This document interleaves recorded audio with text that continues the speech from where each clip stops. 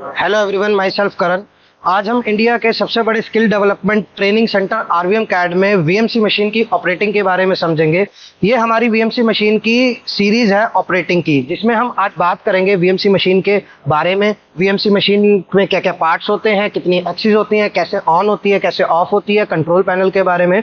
तो हम स्टार्ट करते हैं। जैसे कि आप देख रहे हैं, ये वीएमसी मशीन है। वीएमसी मशीन मतलब वर्टिकल मिलिंग सेंटर। मिलिंग मतलब मिलिंग ऑपरेशन करती है ये, या इसको बोल सकते हैं वर्टिकल मशीनिंग सेंटर, या बोल सकते हैं CNC milling. CNC control panel होता है जिससे, और मिलिंग का ये ऑपरेशन करती है, इसलिए इसको बोला जाता है सीएनसी मिलिंग।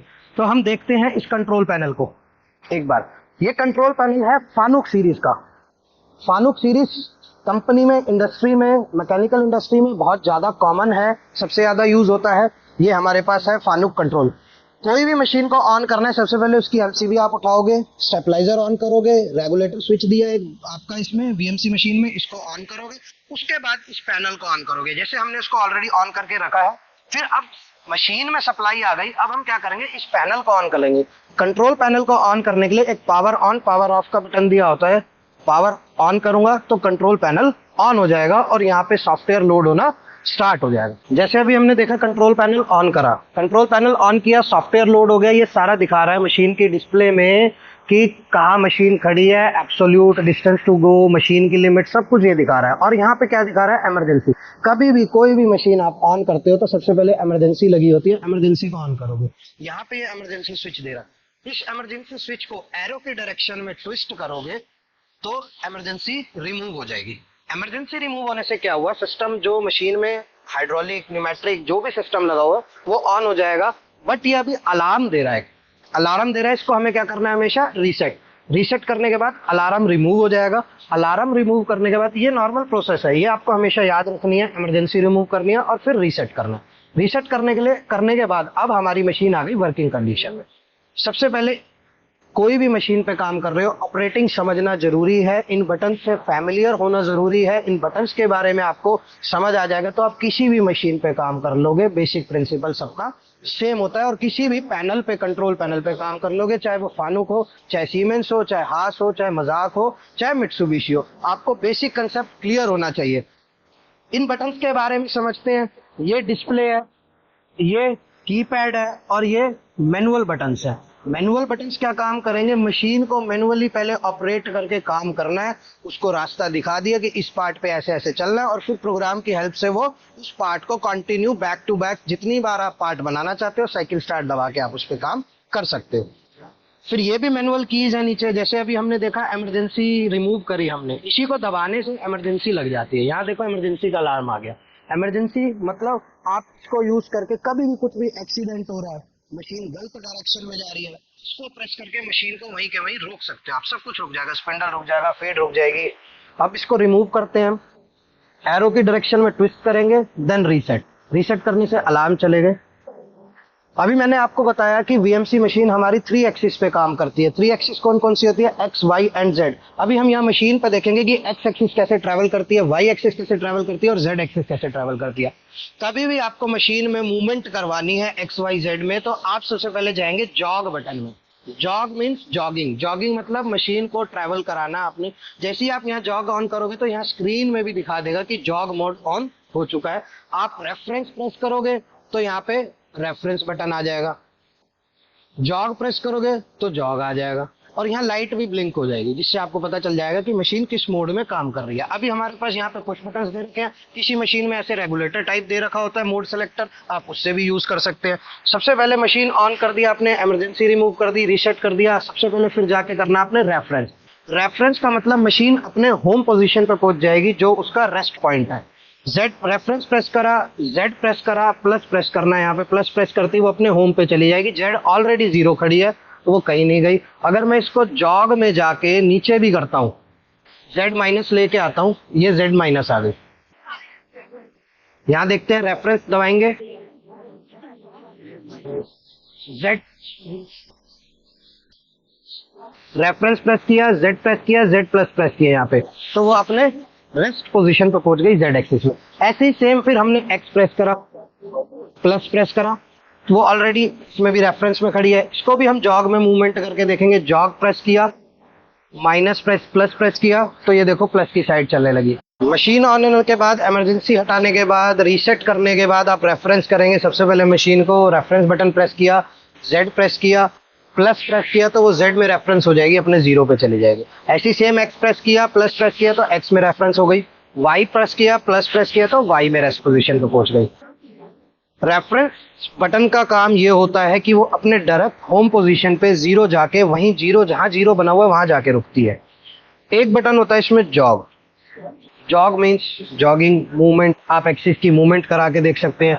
जॉग प्रेस करा, ऐसे ही जेड प्रेस करा, माइनस प्रेस करा तो वो जेड माइनस में आ जाएगी। जेड प्लस प्रेस करेंगे तो जेड प्लस में चली जाएगी। एक्स प्रेस करेंगे, एक्स माइनस प्रेस करेंगे तो माइनस में जाएगी, प्लस प्रेस करेंगे तो प्लस में जाएगी मशीन। वाई प्रेस करोगे, प्लस प्रेस करोगे तो वाई प्लस में जाएगी, माइनस प्रेस करोगे तो माइनस में जाएगी।